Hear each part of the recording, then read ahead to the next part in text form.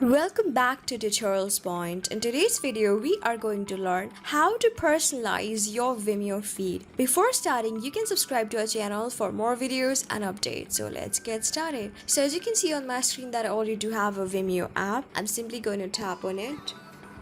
So this is my particular homepage of Vimeo over here. To personalize my own feed and to make it more personal, all I have to do is tap on this watch option on the very bottom corner just next to upload over here. Tap on watch. So you can see you do have an option of personalizing your own feed. Just tap on let's go with this black background. So now if you're okay to personalize your feed, just tap on let's go. Now I'll get various options of choosing your on. So I'm going to choose as per my preference and follow at least one. Alright, I'm going to choose art and design and camera and techniques and some documentary, maybe some fashion, and then I'm going to choose some music and narrative along with talks and travel.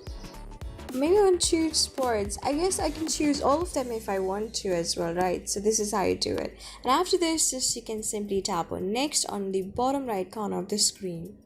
So you can see that now I can follow the amazing creators over here to make it more personalized. I'm going to choose one of them related to films, and to simply follow them, all I have to do is tap on this plus section to the very right corner just next to the preferred options. Just tap on it. You can see that I'm simply following them and I'll get lots of stories and videos by their channels now. So just like this, all you can do is tap on this New York Times.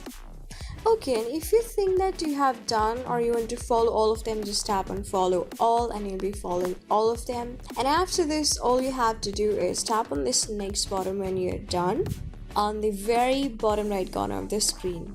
So you can see that it's being loaded and I do have my own feed, and going to my home section, going to the watch section, I'll get lots of feed to watch over here and I can view all of them if I want to view on the top right corner of the screen. I'm just tap on it. So you can see that I do have an option of viewing them all, and these are the sections of my own interest.